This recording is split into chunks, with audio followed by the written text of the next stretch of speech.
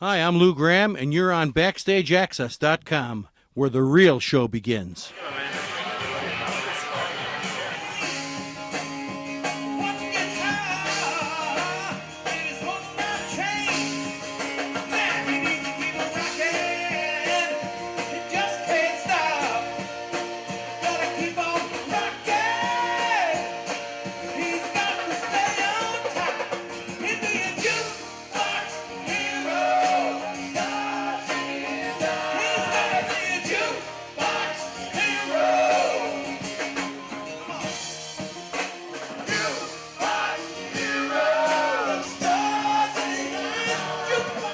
All right, well, today we have a very special honor. We're here at a Rochester, New York legendary institution, the House of Guitars, with two Rochester legends, Lou Gramm, Scott Petoniak, and together you guys have created what's in my mind probably one of the best rock biographies that's come out in a very long time.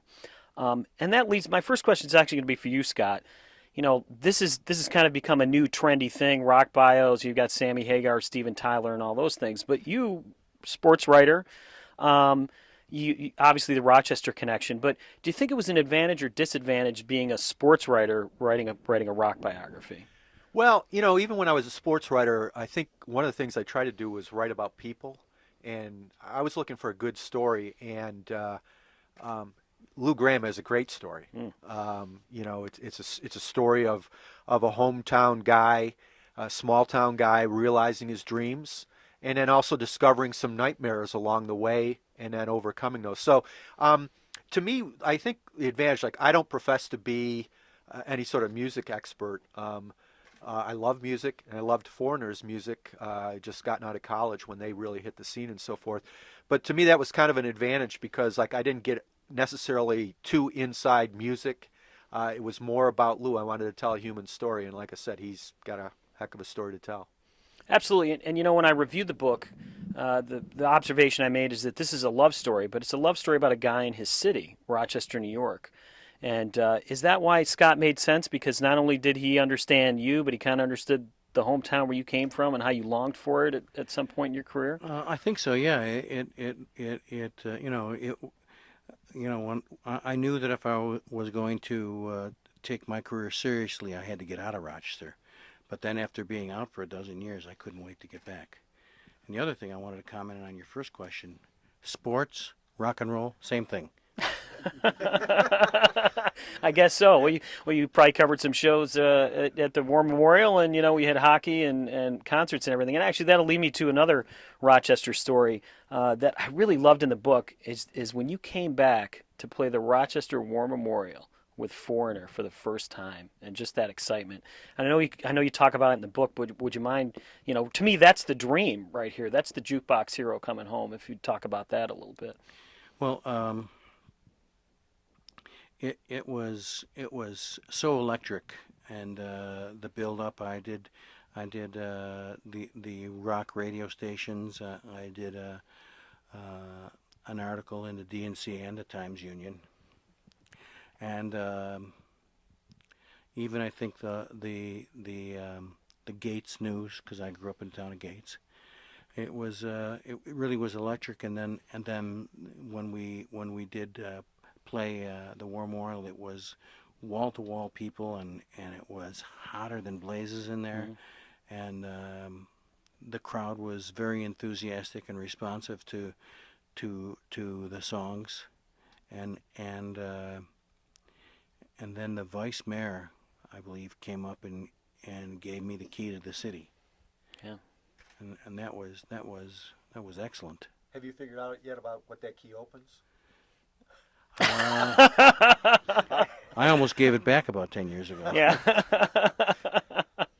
Well, and so Scott, you grew up in Rochester, and I mean, you know that this was a city that really, really embraced Lou Gramm. I mean, and when I say it's a love story, it really isn't just a love story of Lou loving Rochester. Rochester really loved him back. I mean, how'd that come out in the story?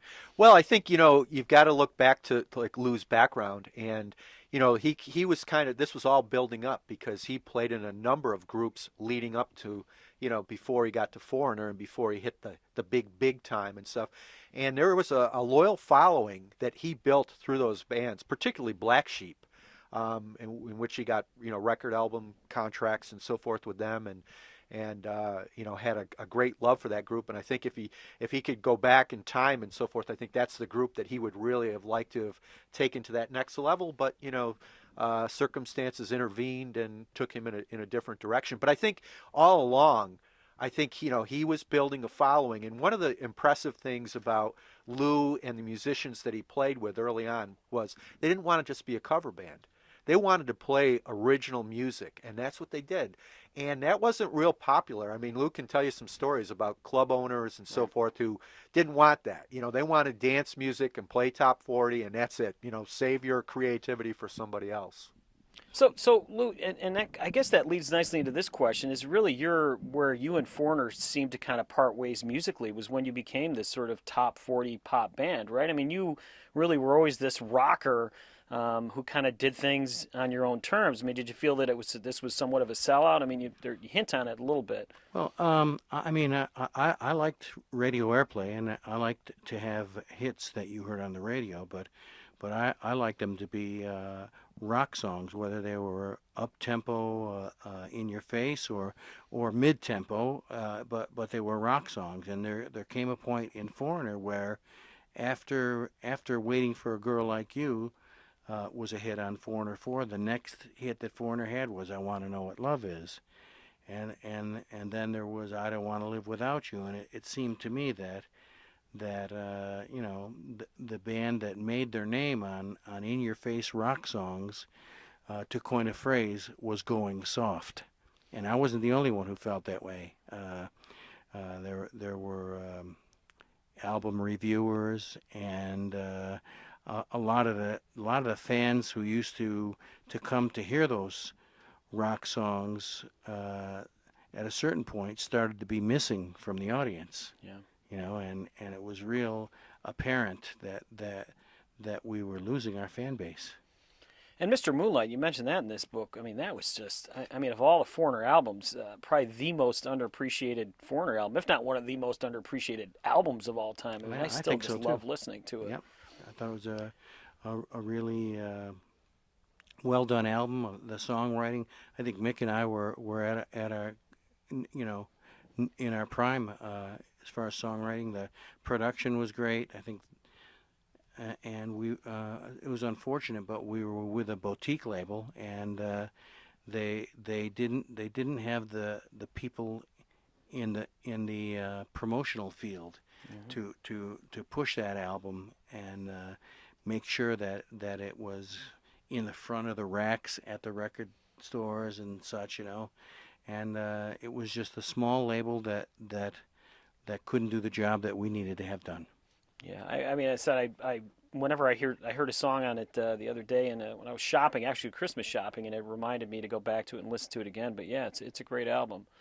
And Shadow King, I'm glad you finally kind of talked about that in the book. But wow, just I mean, another just amazing album, and a group that I still scratch my head that it didn't go any further. Maybe you replaced Vivian when he went off with Def Leppard or whatnot. Well, I don't think he would have went with Def Leppard if our record company had gotten behind us, and that was Atlantic Records. And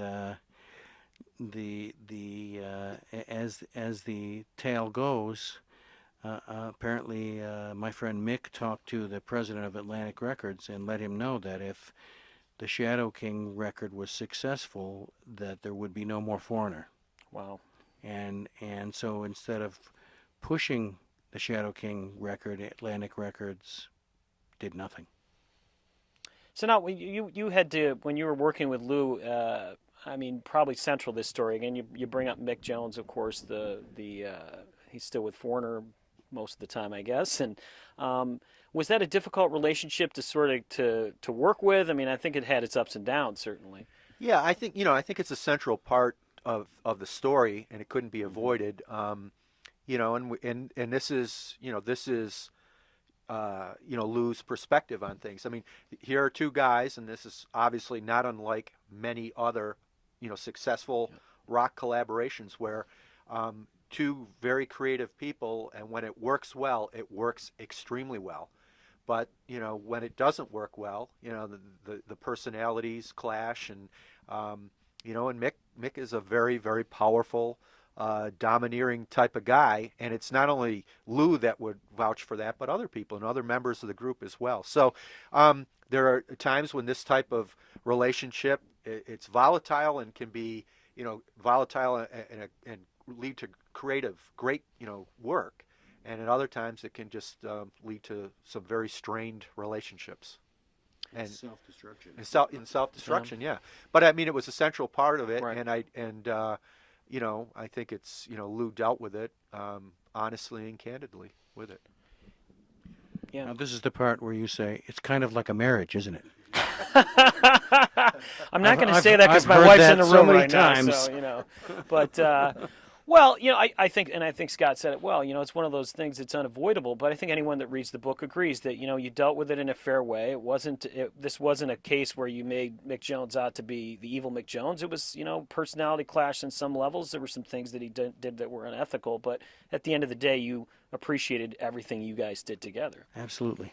So, well, let's look to the future, and we'll wrap this thing up. And I'll thank you in advance. It said as a hometown guy myself, Rochester. I mean, this has been quite a thrill sitting with you guys and reading this book and being a part of this whole thing.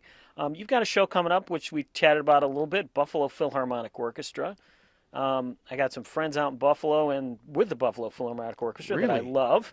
So maybe you could plug that show and talk about how excited you are to be doing that in the spring. Yeah, we presented an opportunity to the Buffalo Philharmonic, and after some negotiations, we've agreed to collaborate on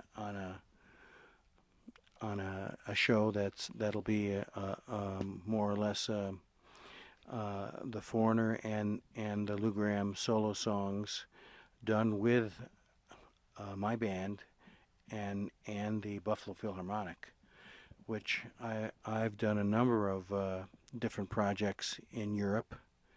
One was called Night of the Proms, and the other one was called, I can't remember what the other one was called, but they were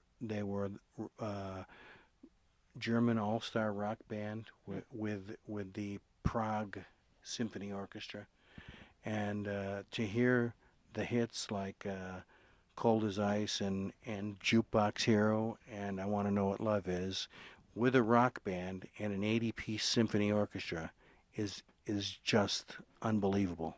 Yeah. I'm really looking forward to it. I'm sure it's going to be a great night.